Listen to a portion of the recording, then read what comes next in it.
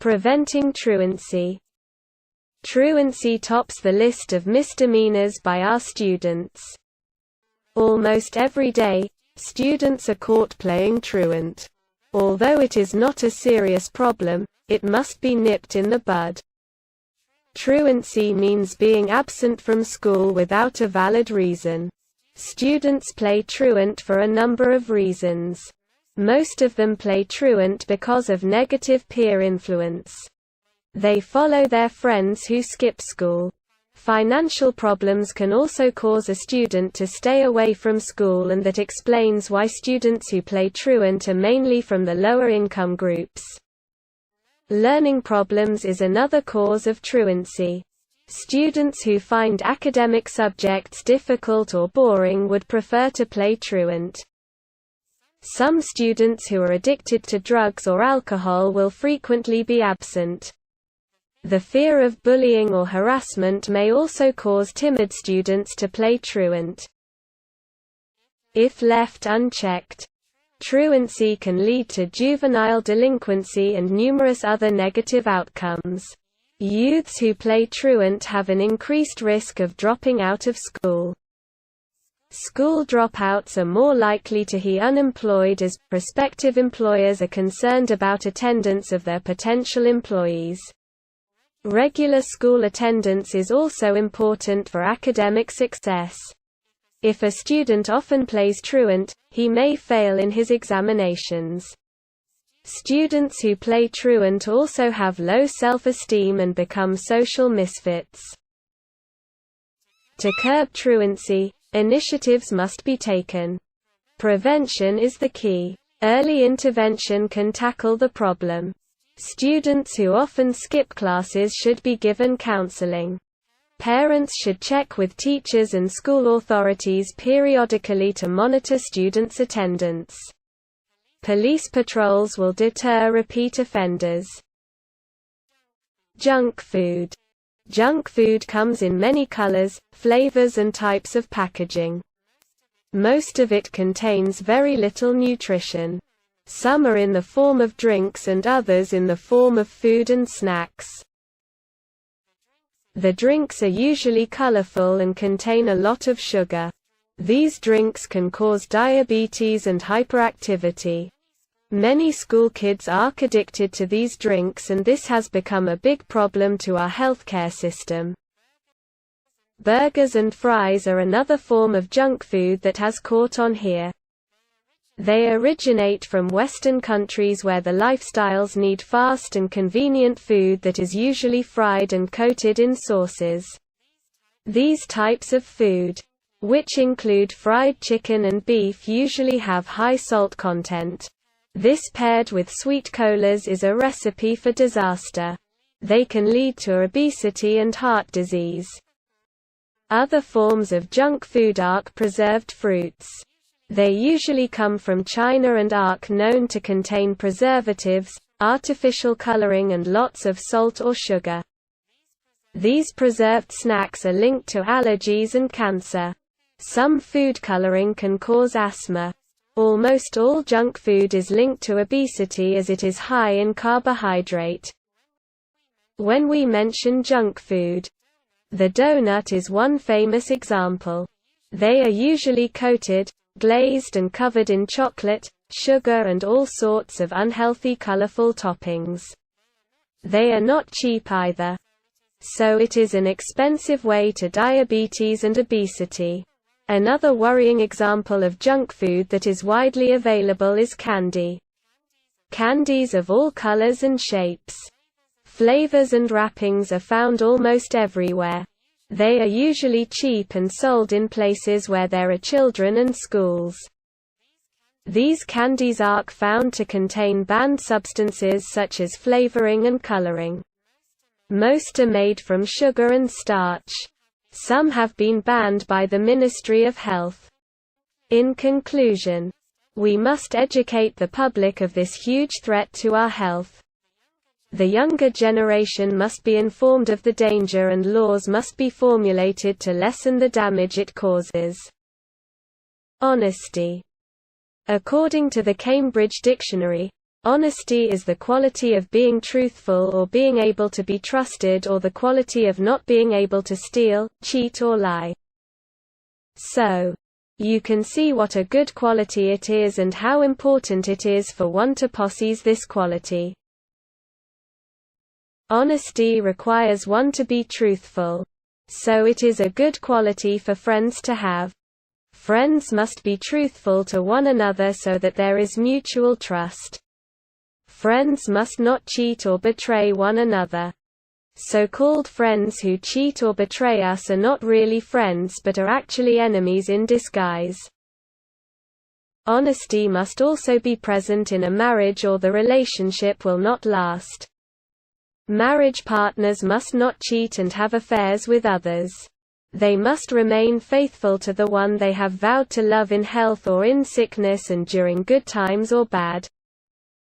A child must also have honesty. He must be honest to his parents so that his parents will have complete trust in him.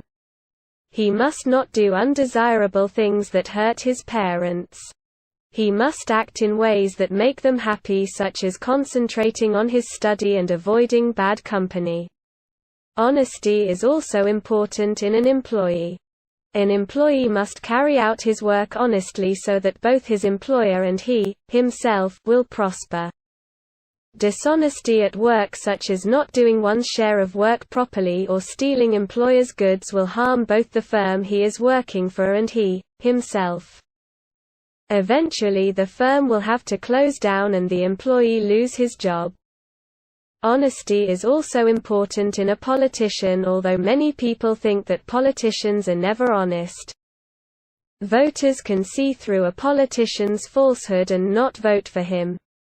An honest politician stands out as a shining beacon towards whom the voters are attracted. Although many people believe that no politicians are honest, there are honest ones. And these are the ones that are elected.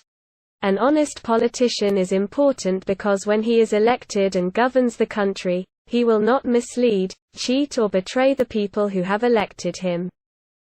He will not act in his own interest but will act in the interest of the whole nation. Dishonest politicians are the cause of most of the world's troubles today.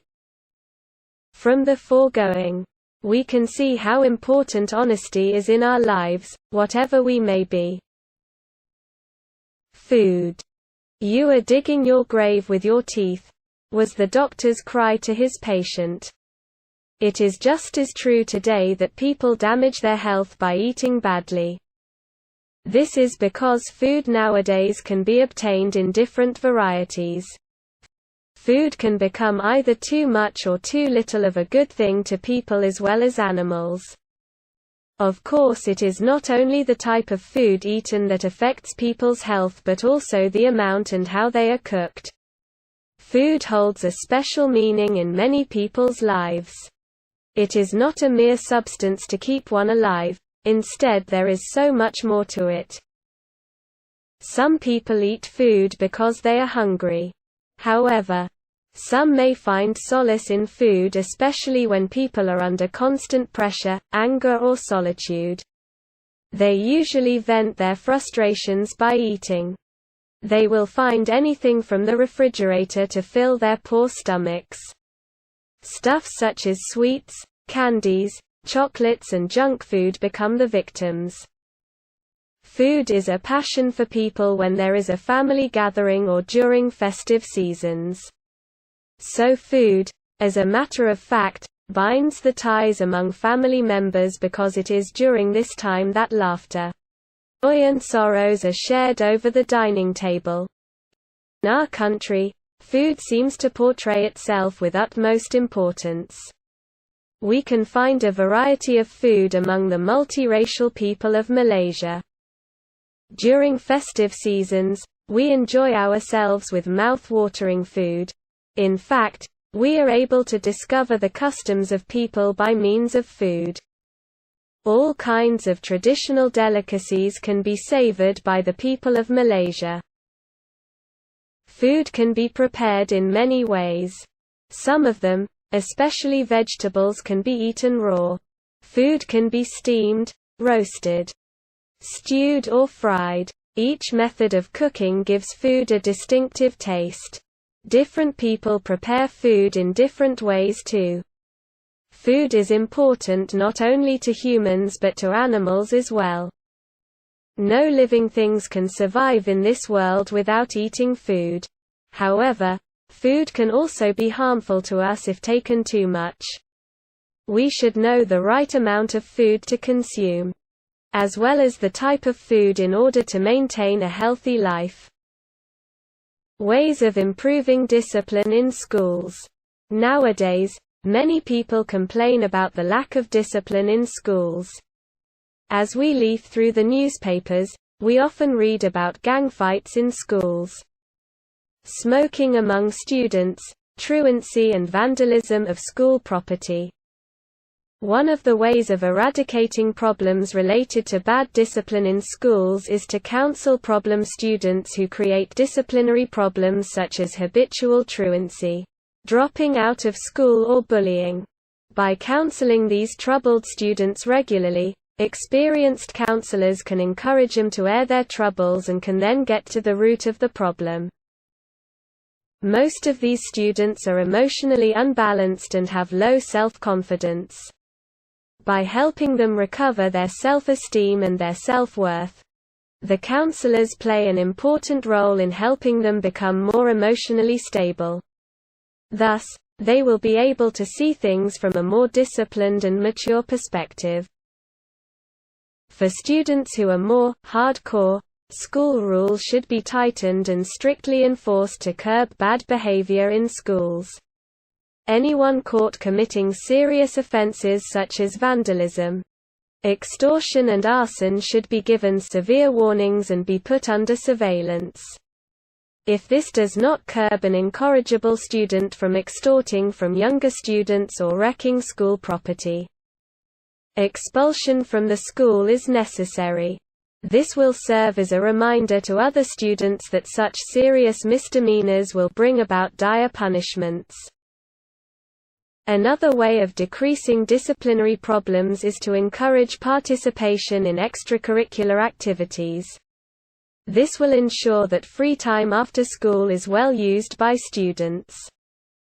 Through participating in sports activities, clubs and societies, they gain a sense of togetherness and learn good moral values such as cooperation, honesty, leadership and independence.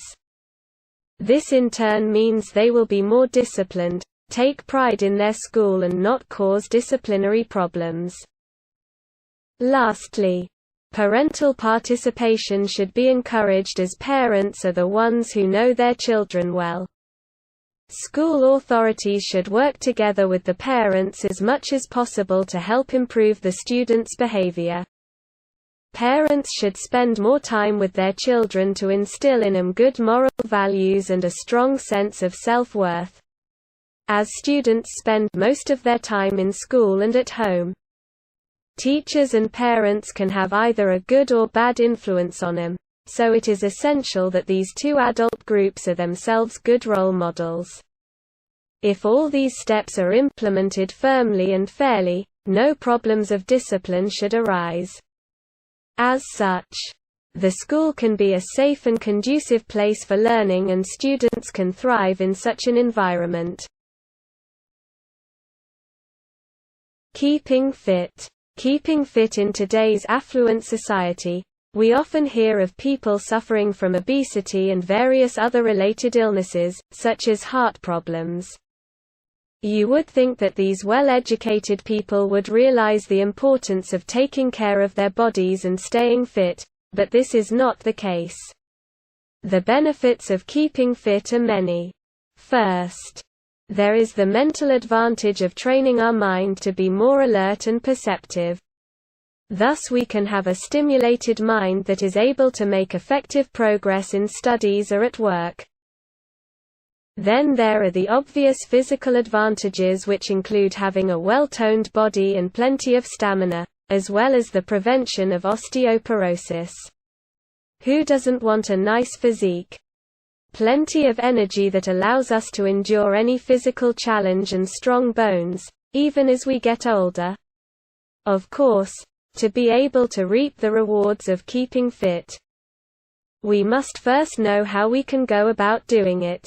Life is so hectic these days for both adults and students that people get stressed easily. So the first thing both parties must practice is healthy work and study habits. Adults should avoid overworking so that their brains can rest while they indulge in some physical activity, like a quick game of tennis or a long session of swimming. Even reading a light book that is unrelated to work will mean less stress and fewer health problems such as ulcers and heart disease. Students, on the other hand, should avoid staying up late for last-minute cramming before their exams, as this can heighten their anxiety levels, which will then lead to sleepless nights and extreme tiredness the next day. They should know when to relax and to take things easy after a full day of studying. After all, mental health is just as important as physical fitness. Another way of keeping fit is to eat a balanced diet. Everyone should eat meals which have just the right quantity of all 7 food groups. Also, we should eat regularly and not indulge in too much of what we like to avoid gastric problems and indigestion. Then obviously, we need to avoid smoking and drinking alcohol, as both these habits are expensive and unhealthy, bringing about lung and liver complications later in life.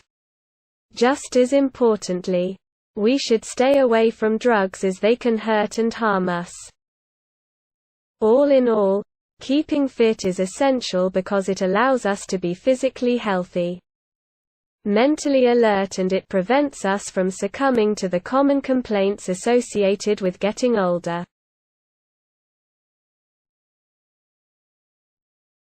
Write about the benefits of a pastime which is popular among Malaysians.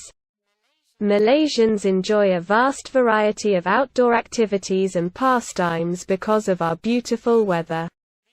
These include golf, tennis, football and jogging, but I feel that one of the best pastimes is swimming. I am myself an avid swimmer and can vouch for its many benefits.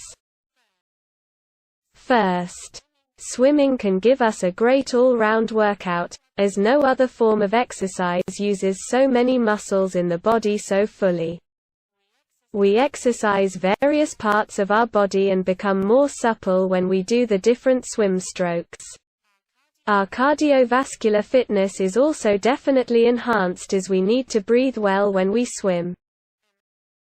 Imagine the joy of dipping into a nice cool pool after a hot session of exercise or a hectic workday. Nothing is more exhilarating and comforting as the water makes you buoyant, reducing the effects of gravity by a whopping 90%. I weigh 120 pounds on land, but the buoyancy makes me weigh only 12 pounds in the water. No wonder people, especially children, love jumping up and down in the water and slipping underwater for a few minutes. Another benefit of this buoyancy is that the water literally supports you and takes the weight off your joints and allows movements that would otherwise be limited on land. Thus, low-impact and no-impact exercise is possible for people with minor strains and bruises or athletes with injuries who need to keep fit. In addition, swimming regularly improves our fitness.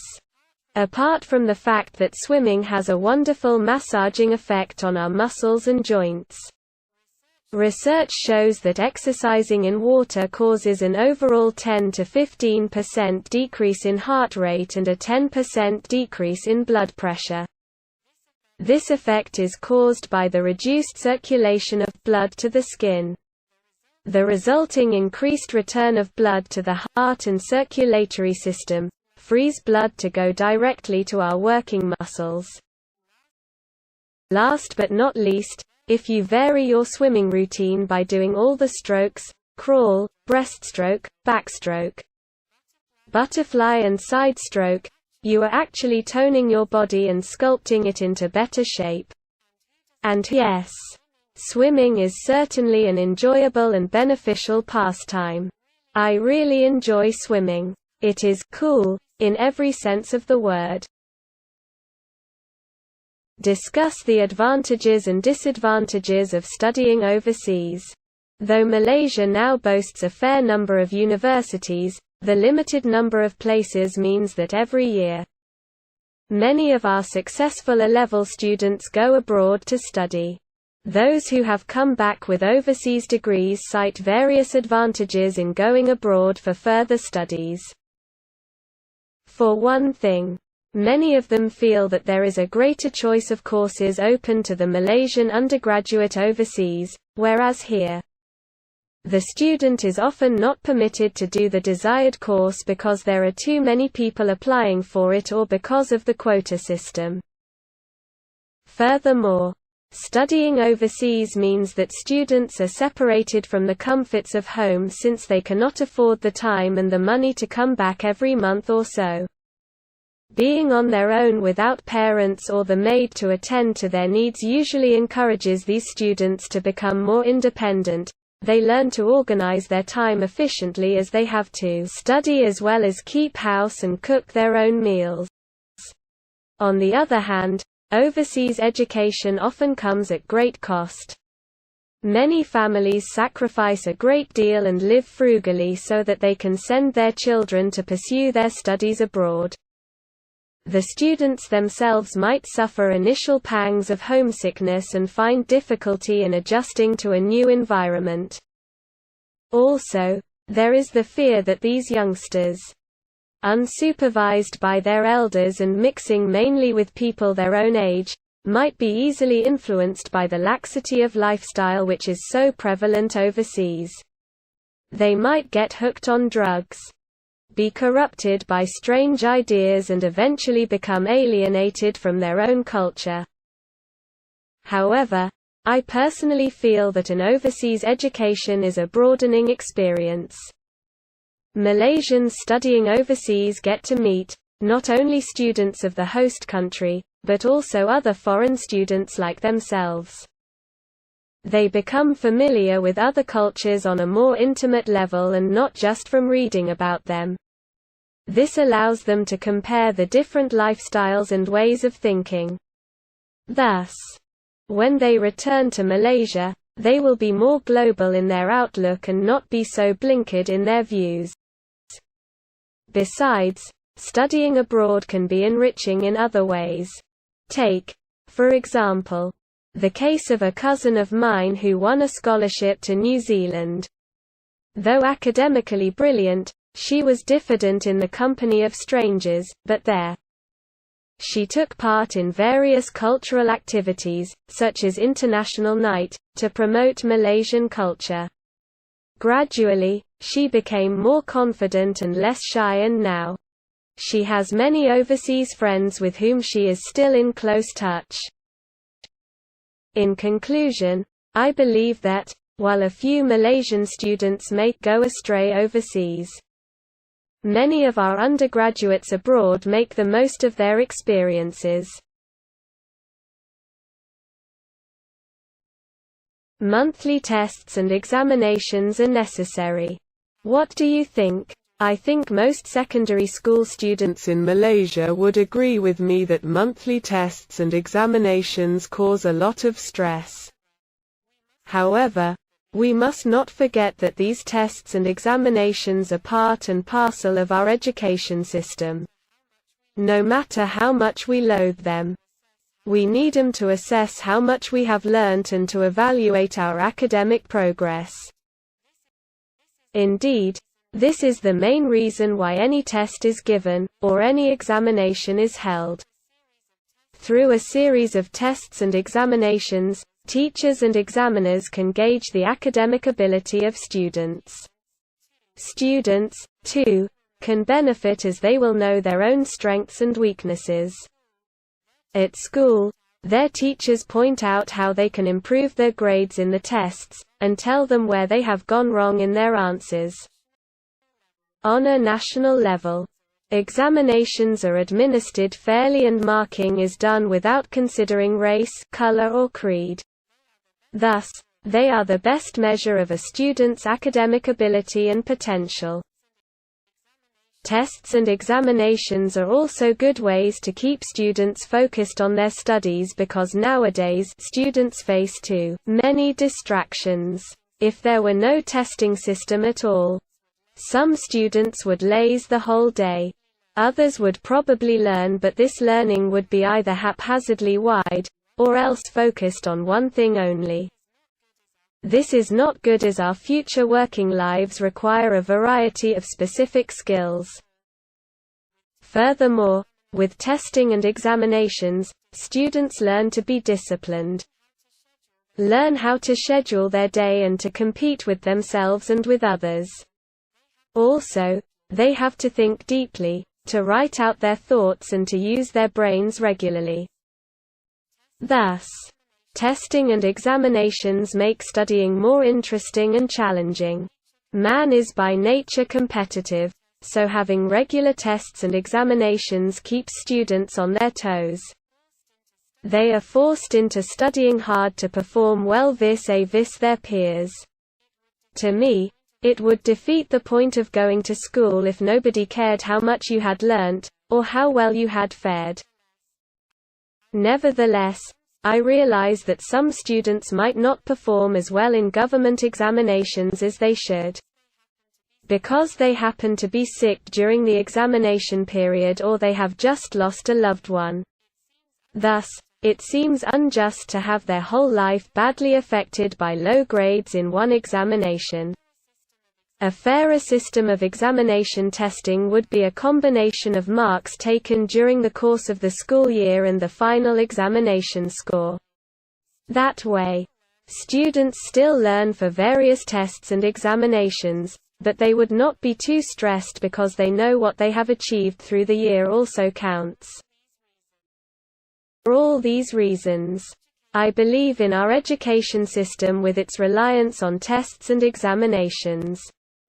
So, when people say, "Let's do away with tests and examinations," I say no because I really believe that they are necessary. The benefits of reading. A survey conducted a few years ago showed the average Malaysian only reads half a book a year. We Malaysians can pride ourselves on being progressive in many ways. But we can hardly be called a reading society. Many of us, especially students, only read because we have to, not because we want to. In our exam-orientated education system, we often read under pressure, rather than for pleasure. In fact, we seem to have forgotten that reading has various benefits.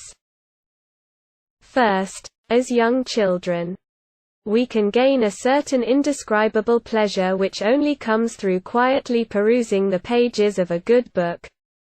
Reading excites our imagination and takes us to faraway lands. Through traditional fairy tale books and juvenile fiction, our need for a good story is fulfilled. Often, we are so engrossed with the characters in the story that we start guessing what the ending will be like. As we grow older, our reading tastes mature beyond these books. And we start reading literary classics. Reading good literature like this is beneficial because literature is a mirror of life. Through devouring the pages of a book, we gain new insight into different cultures the world over. We learn to analyze human character and behavior through the portrayal of different human relationships. This means we are presented with different perspectives on life. Furthermore, reading well-written novels teaches us moral values and takes us on a journey of self-discovery.